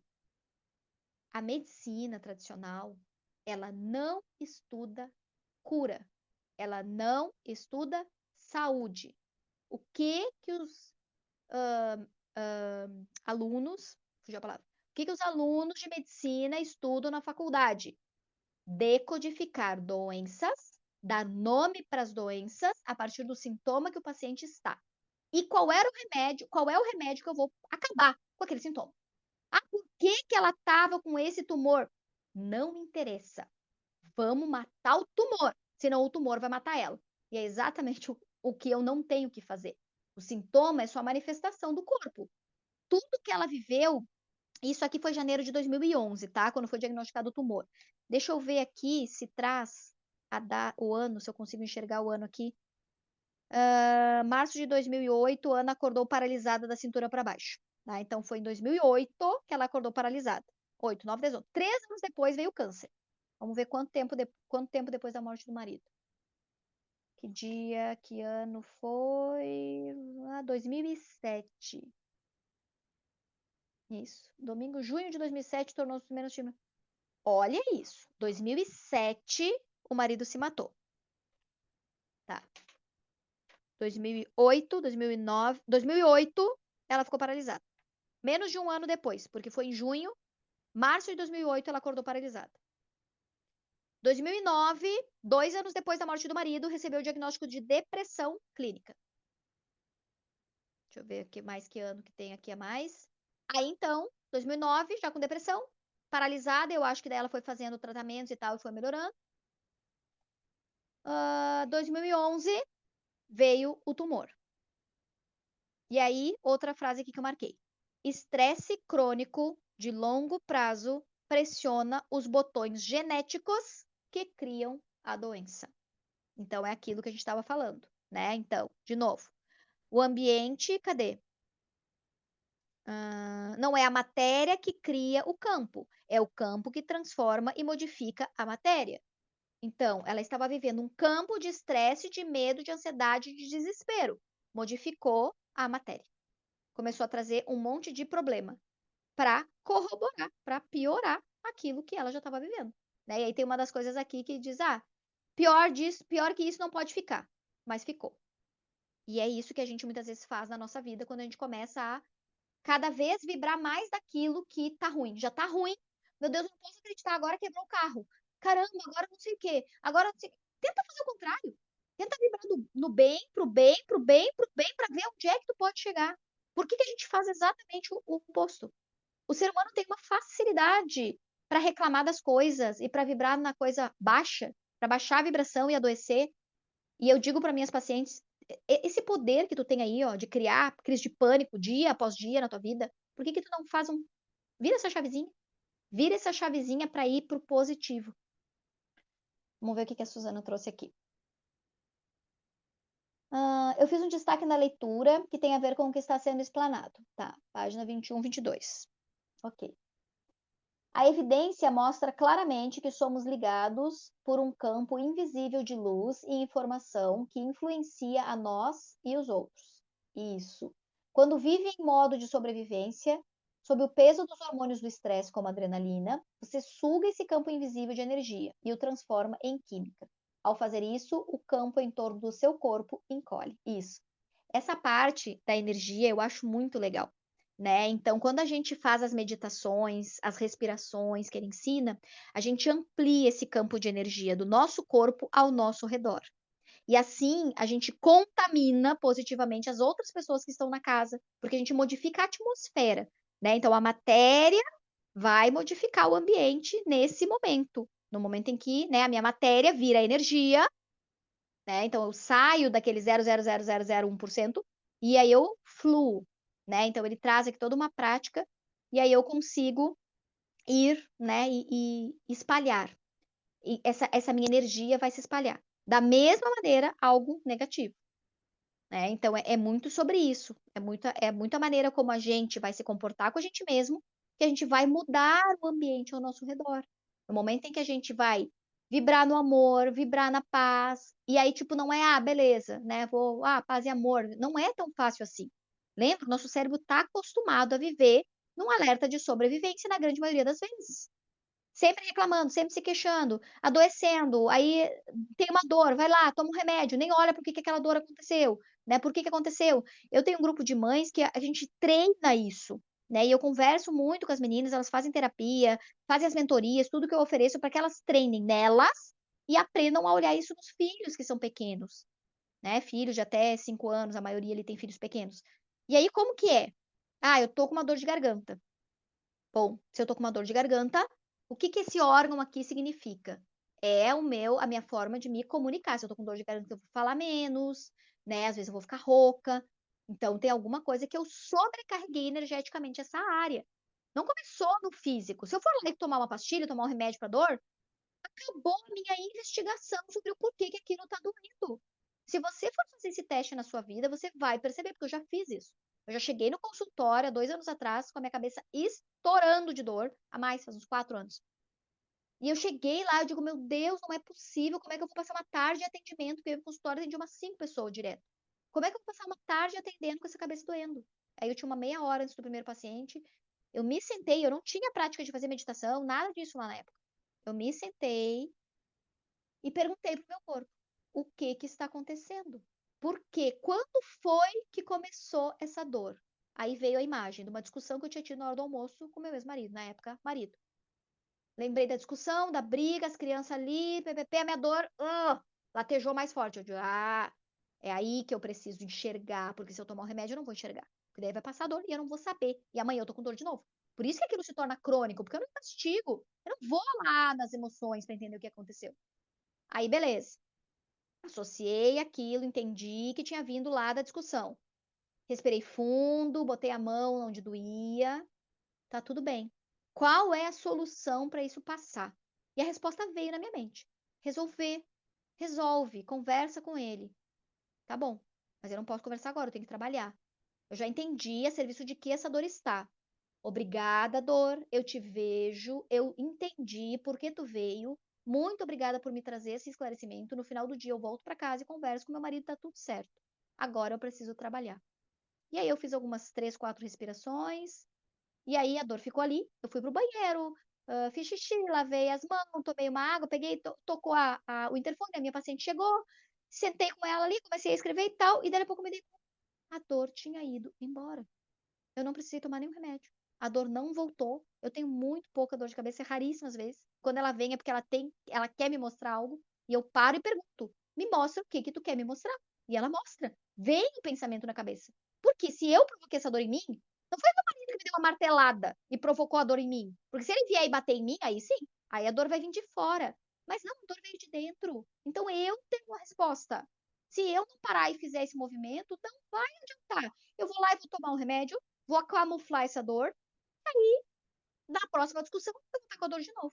E com a dor de novo, e com a dor de novo, a ponto de eu enxergar e ele começar a doer a cabeça. Aí são as pessoas que geram aí nelas mesmas uma enxaqueca crônica, que tem sempre aquela dor ali e nem se dá conta o que que dispara a dor.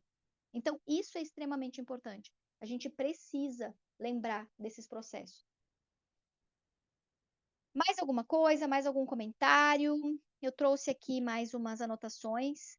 Bom, aí então, lá em 2011, ela foi diagnosticada com esse tumor.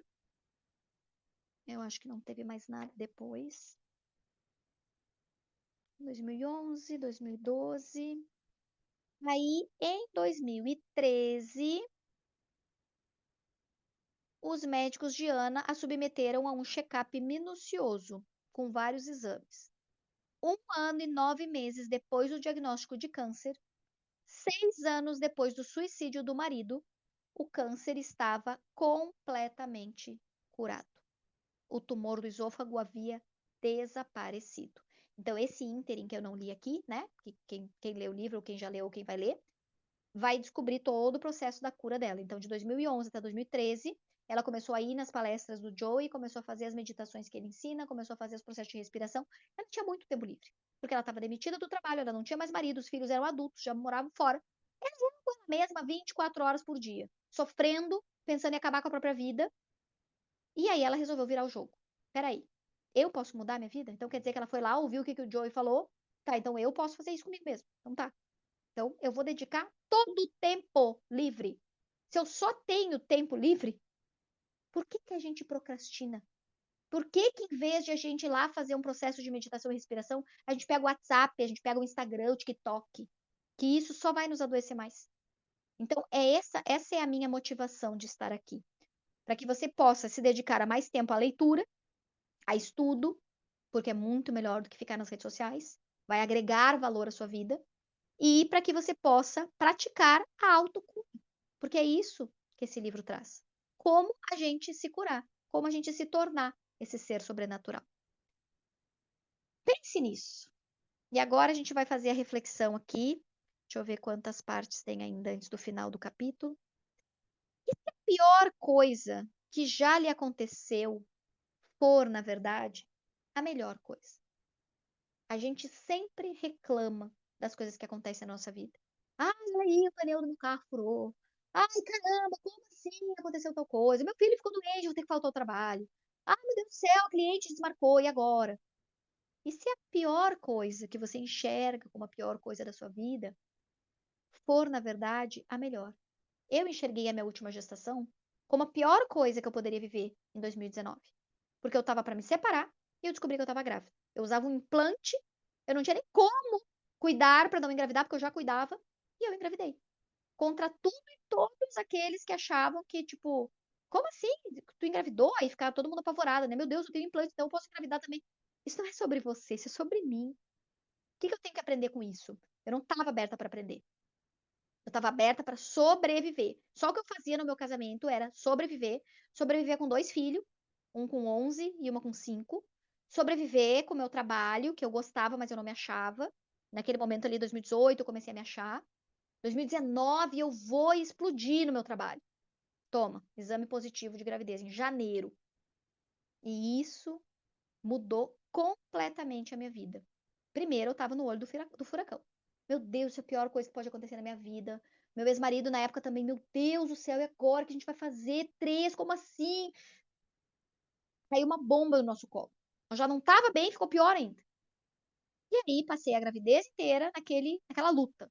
Ai, não é possível, não quero, acidentei, o que que eu faço? Meu Deus do céu, eu não quero estar grávida de novo, não quero perder minhas noites de sono. Meu casamento já tá um caos, agora com bebê, noites em claro, aí ferrou de vez. Eu só via coisa ruim. Só via coisa ruim. E o Heitor lá na minha barriga recebendo tudo aquilo. E eu não tendo a menor ideia do que eu tava plantando nele. Mas tá tudo certo como tá. Hoje eu entendo. Entendo, inclusive, por que ele escolheu aquele momento da minha vida pra vir. De tanto que eu comecei a investigar isso, que até isso eu já entendi. Muito bem. Hoje, daqui mais uns meses, daqui mais 3 meses, ele faz 6 anos. Ainda depois veio a pandemia, né? Que muita gente se afundou de vez. A pandemia foi um momento, assim, da minha vida, um divisor de águas da minha vida. De eu conviver com a minha família e de eu perceber que o meu casamento não ia seguir adiante. Porque ali, 24 horas com a pessoa em casa, aí realmente eu percebi que deu, chega, acabou, não era isso. Mas que com os meus filhos as coisas não tinha nada do que eu reclamar. Porque era exatamente isso. Era ser mãe, era trabalhar, era cuidar das minhas coisas, da minha casa, cuidar de mim. Então, realmente, a pior coisa da minha vida, depois de 2 anos, 3, eu percebi que tinha sido a melhor coisa da minha vida. Mudou a minha carreira profissional, mudou o meu olhar para meus filhos. Eu me dediquei a estudar mais para ser uma mãe melhor, não só para o pequeno, mas para os outros maiores. Eu comecei a curar outras mães para olharem para os seus filhos de uma forma diferente. Algumas estão, inclusive, aqui no grupo. Então, isso fez toda a diferença. Eu vi um comentário ali que pipocou na minha tela. Deixa eu ver. Lucélia, essa pergunta me fez refletir muito. Em várias coisas que eu pensava como as piores coisas que me aconteceram e como elas me fizeram chegar até onde estou hoje. E isso é um exercício que a gente pode fazer. Deixa eu voltar lá atrás, naquela dor, naquela perda. Eu já fiz essa reflexão com relação à criação que eu tive dos meus pais, com relação à perda do meu irmão quando eu tinha 15 anos, com relação ao eu ter um irmão especial com 56 anos, com eu estar longe dos meus pais, não ter rede de apoio. Tudo que eu via como ruim, hoje eu ressignifiquei. E aí eu comecei a fazer cada vez mais esses processos. Hoje é muito rápido. Acontece, tipo, estourei o pneu, troquei o pneu na sexta-feira, segunda-feira fui levar meus filhos no inglês, passei no cordão ali na curva, dobrei, subi em cima do canteiro, estourei um pneu novinho. Passei 1 ano e meio para trocar, quando eu troquei os 4 e estourei. Na hora, me deu uma raiva normal. Depois eu respirei e tal, passou. Voltei para casa já pensando. Por que que isso teve que acontecer agora? Dali 2 dias, não me importava mais, já tinha ido lá, já tinha resolvido, porque tem que ser rápido, lembra? A gente tem que sair do processo de liberar adrenalina e cortisol constantemente, ficar remoendo, remoendo, remoendo. Então, isso é o mais importante. Bom, tornar-se sobrenatural também pode implicar uma consciência maior de si e de quem você é nesse mundo e em outros mundos também. Aí ele fala aqui da glândula pineal, que eu acho que é extremamente importante, na página 51, aqui para o livro físico. Marquei algumas coisas com relação a essa glândula, ela tem uma conexão importante com a nossa espiritualidade, com o deixar um pouco o corpo físico da matéria e conseguir liberar um pouco isso para outros lugares. Aí ele trouxe aqui um pouco do processo em que ele fez experiências de meditação, né, de sair do corpo, né, e poder fazer processos dele ali. E aí ele percebeu, né, que a visão da realidade que ele tinha era muito limitada. E eu tô fazendo um trabalho lá no grupo de mães essa semana. A gente começou eu faço estudo de livros e a gente estudou já 2 livros de educação respeitosa. E eu sugeri para elas, eu nem entendi muito bem por quê, agora cada vez que eu vou lendo eu vou entendendo. A gente está estudando a história do Pequeno Príncipe. Eu nunca li esse livro, eu conheço a história, mas foi muito interessante eu começar a perceber, à medida que eu vou lendo para elas, eu vou trazendo. Nossa, agora tá fazendo todo sentido. Por que o Pequeno Príncipe nesse momento? Né? Porque ele fala de planetas, ele fala de amor, ele fala do olhar de uma criança para os adultos, e é maravilhoso a gente poder ler e aprender com uma história um clássico tão incrível como é a história do Pequeno Príncipe. E uma das últimas coisas que eu marquei, a última coisa que eu marquei aqui no capítulo, e aí eu vou terminar e a gente, se ninguém tem mais nada, né, enfim, para acrescentar, a gente vai fazer a nossa prática, é o último capítulo do livro. Desculpa, do último parágrafo do capítulo 1. Cada um de nós tem diversas encarnações possíveis que existem no eterno momento presente, todas esperando para serem descobertas. Quando o mistério do eu é revelado, podemos despertar para a compreensão de que não somos seres lineares, vivendo uma vida linear, mas seres dimensionais, vivendo vidas dimensionais. Várias vidas, tudo ao mesmo tempo, presente, passado, futuro.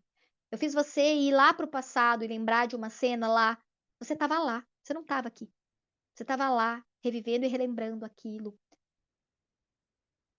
A beleza por trás das infinitas probabilidades, e o professor Hélio Couto fala das infinitas possibilidades que esperam por nós, é que a única forma de mudar aqueles futuros é mudar a nós mesmos no momento presente, nesse infinito momento chamado presente. Pessoal, era isso.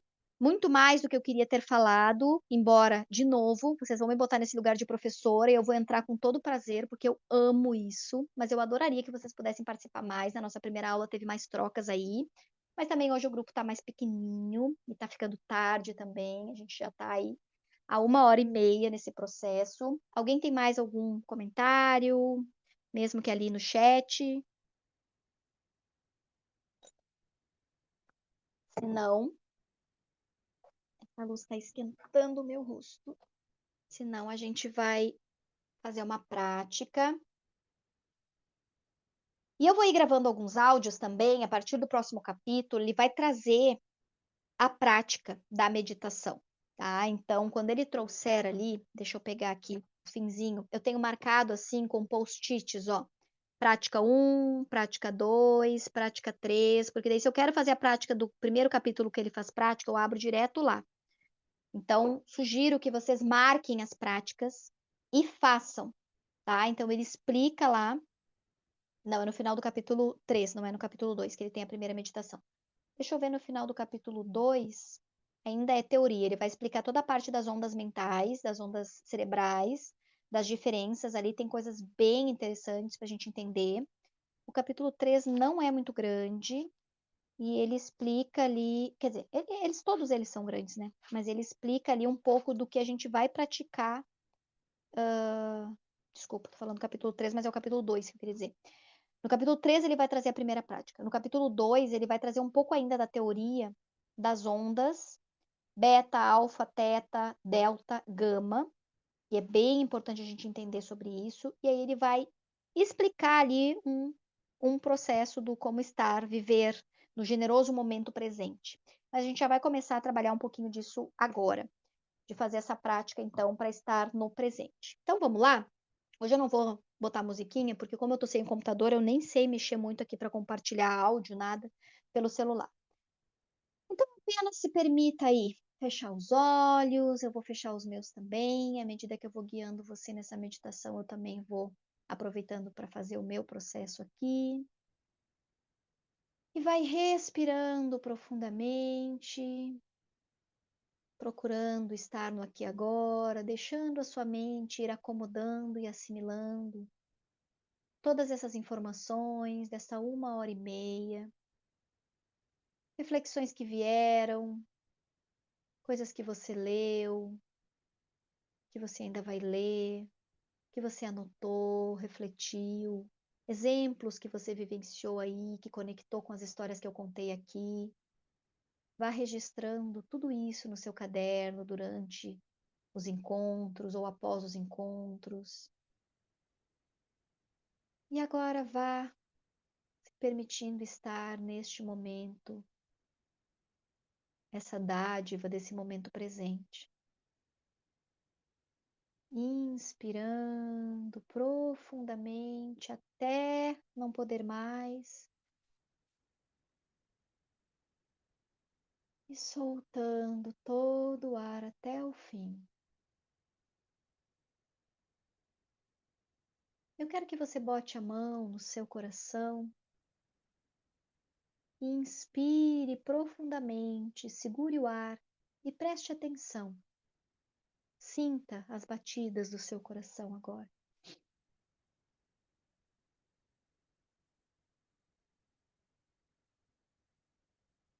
Quando a gente tranca a respiração um pouquinho, intensifica. Solte o ar quando você tiver necessidade. Puxe o ar novamente, tranque a respiração pelo tempo que você conseguir e sinta. Sinta a vida no seu corpo.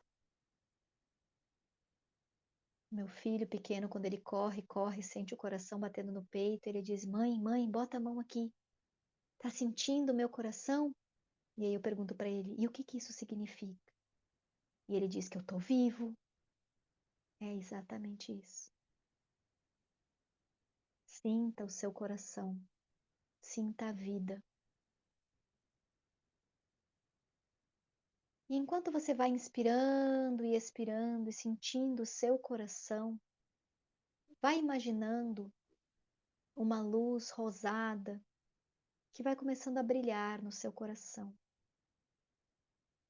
À medida que ele vai pulsando, ele não vai enviando apenas o sangue com o oxigênio para todo o seu corpo, mas ele vai enviando também pelas suas veias, para todos os seus órgãos, essa luz rosada.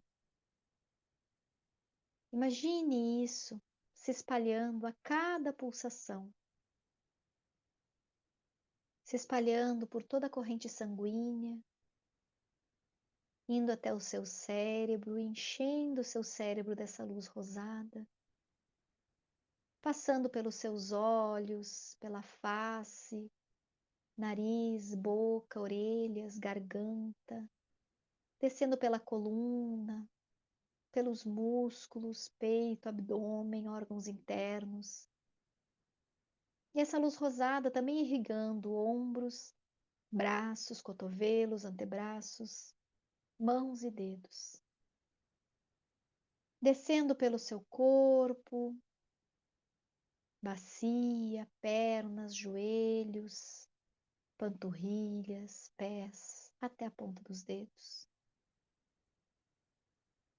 E agora você pode baixar a sua mão, se ela ainda estava no peito, e continue mentalizando essa distribuição da luz rosada, que junto com o seu sangue, junto com o oxigênio, vai espalhando energia de vida a partir do puro amor incondicional que você recebeu da fonte criadora no momento em que disse sim para essa existência e no momento em que foi criado. E vai respirando profundamente, sentindo essa vida. Vai focando a sua atenção em cada partezinha do seu corpo, na sua cabeça, na perfeição dos seus sentidos e agradecendo. Gratidão, Criador, pelos meus olhos que enxergam as belezas deste mundo, pelo meu olfato que sente os cheiros mais deliciosos possível, pelo meu paladar que sente gostos maravilhosos, pelos meus ouvidos que escutam belezas como o canto dos pássaros, uma sinfonia numa música clássica, o som da voz das pessoas que eu amo. E vai descendo essa gratidão, chegando até a sua garganta, a sua boca, a sua voz. Agradeça pela sua comunicação oral. E vá descendo essa gratidão pelos seus ombros que tantas vezes carregam os pesos do mundo, porque você ainda não descobriu como soltar tudo isso e viver apenas o seu próprio peso. Mas aqui você está descobrindo. Aqui estamos abrindo as portas para que o seu eu sobrenatural floresça, desabroche. Juntos sempre temos mais força. Tome uma respiração profunda agora e ao expirar, solte todo o peso que os seus ombros estão carregando no dia de hoje.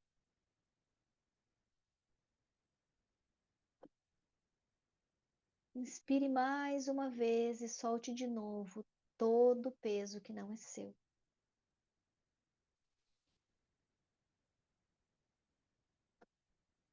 E vá repetindo para você mesmo: eu posso soltar o que não é meu. Ainda assim, continuarei sendo amado pelo Criador. Continuarei vivendo a minha missão, o meu propósito aqui. O meu propósito divino não é carregar a dor dos outros, é estar a serviço do Criador para algo muito maior.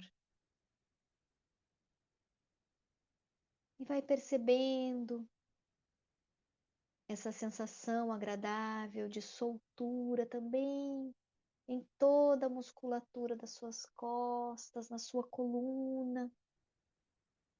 E pode devagarinho mexendo aí para um lado, para o outro, vendo se dá algum estralinho. Inspirando,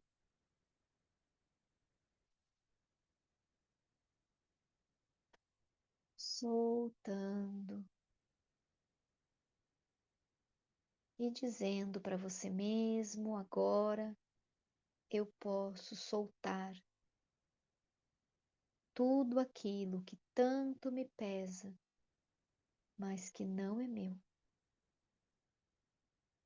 todos os problemas, preocupações, que eu insisto em me agarrar.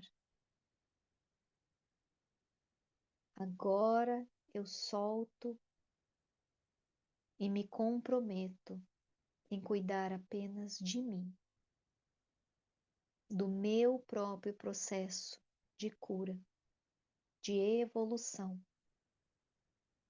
para me tornar o ser sobrenatural que eu vim ao mundo ser.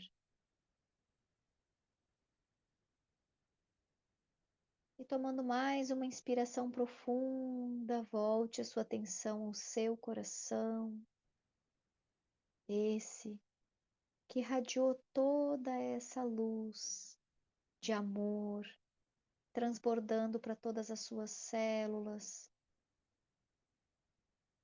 Imagine-se fazendo uma reverência a esse órgão tão importante, porque é a partir dele que a sua cura vai vir. Sua cura emocional, mental, espiritual, física, de relacionamentos, financeira, de propósito. É a partir do seu coração, porque é nele que está a sua verdade. Não é no seu cérebro. Seu cérebro sabota você com os aprendizados da vida que te trouxeram sobrevivendo até aqui. São extremamente importantes. Sem eles, você não estaria aqui. Mas é o seu coração que guia a sua caminhada. Na paz, na fluidez, na luz, na leveza de ser quem você é. E ser quem você é muito importante. Ninguém é o que você é. Ninguém veio ao mundo para ser o que você veio ao mundo para ser. E se você não está sendo isso, tem um buraco aí. Algo está faltando. Então se permita confiar mais na guiança divina. E é se conectando com o seu coração que você vai aprender isso. Tomando outra inspiração profunda. Soltando o ar. Vá agradecendo por todos os seus órgãos internos que funcionam perfeitamente. E perfeitamente não significa o intestino funcionar como um reloginho, não significa o pâncreas, o rim, o fígado, o pulmão não terem nenhum diagnóstico. Funcionar perfeito significa funcionar perfeito para você, para aquilo que é importante para você. Hoje, nesse momento presente, onde você está agora, ouvindo a minha voz. Tudo no seu corpo é perfeito para o que você precisa de aprendizados, de processos. Aceite e não aceite para se acomodar. Ah, é assim. Ah, eu tenho essa intolerância à lactose. Ah, eu tenho essa alergia a isso. Ah, desde isso para eu aceitar. Não é sobre isso. Aceite que isso tem um propósito e decrete um fim. Dê uma data. Eu vou viver com isso até o final do ano. E se você quer lá no final do ano não estar mais com isso, o que você precisa começar a fazer hoje? Porque só depende de você. E vá agradecendo e abençoando também o seu quadril, as suas pernas, os seus joelhos. Entendendo que quando eles doem é porque está faltando flexibilidade na vida. Se dar por vencida, se ajoelhar diante dos problemas, entender que você vê isso como um problema, mas que na verdade talvez não seja. Lembra? E se a pior coisa que aconteceu na sua vida talvez fosse a melhor? Fique com essa frase hoje na sua mente, no seu coração, e pense nela aí ao longo dos próximos dias, até o nosso próximo encontro. E vá agradecendo e abençoando também pelos seus pés, que lhe possibilitam lhe levar nesta caminhada, carregar o seu corpo dia após dia. Se hoje esse caminhar está difícil, o que está difícil na sua estrada, na aceitação do seu caminhar, que está causando dor nos seus pés, nas suas pernas, nos seus joelhos, no seu quadril? E tomando mais uma inspiração profunda, completando todo esse processo agora, descendo pelos braços, cotovelos, agradecendo e abençoando as suas mãos. Feche as suas mãos, feche com força e sinta o poder e a energia que as suas mãos podem gerar. E agora abra e sinta essa energia saindo delas. Calor. Imagine, imagine uma energia da cor verde, como uma fumacinha verde que sai das suas mãos. As mãos têm um poder curativo. Dr. Joey vai trazer isso num capítulo do livro de exames feitos na palma das mãos dos seus alunos. Você tem poder nessas mãos. Todos nós temos. Seja o poder de um toque, de um carinho. Você está sentindo essa energia saindo das suas mãos? Eu estou aqui nas minhas.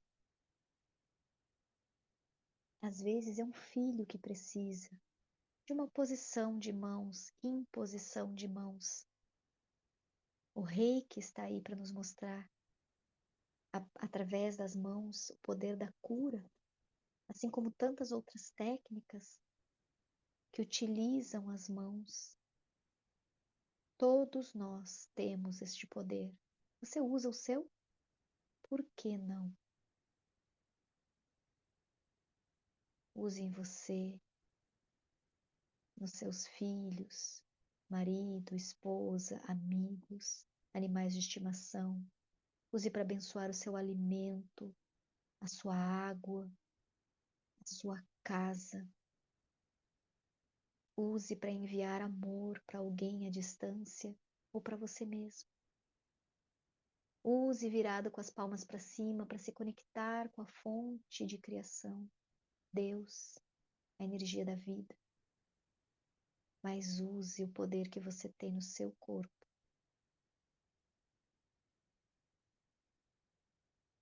E vai então respirando fundo e se preparando para voltar.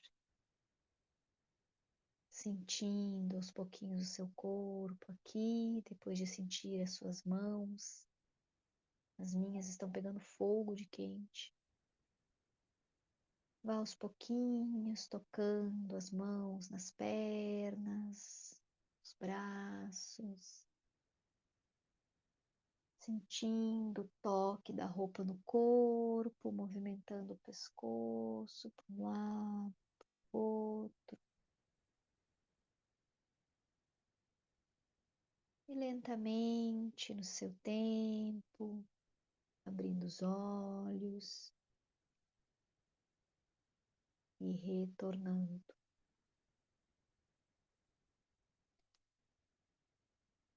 Muito bem. Perdemos mais alguém na meditação? Acho que não. Acho que todo mundo que entrou na meditação ficou. Pessoal, era isso hoje. Gratidão profunda por você ter tirado aí 1h30, 2 horas da sua noite de quarta-feira para estar aqui. Gratidão por você que está assistindo a gravação. Assista de novo e de novo. Assista só esse finzinho para fazer a meditação sempre que você precisar. E a gente vai se trocando ali no grupo. Amanhã eu vou ver se eu consigo deixar a gravação, porque como eu tô sem o meu note, então eu vou ver como é que eu vou fazer, porque vai ficar gravado na nuvem. Vou ver se eu consigo abrir pelo celular depois, para salvar no YouTube e trazer aqui para vocês no grupo. E aí eu abro o grupo lá para as trocas também. Uma boa noite, um bom descanso e um excelente resto de semana para todos nós.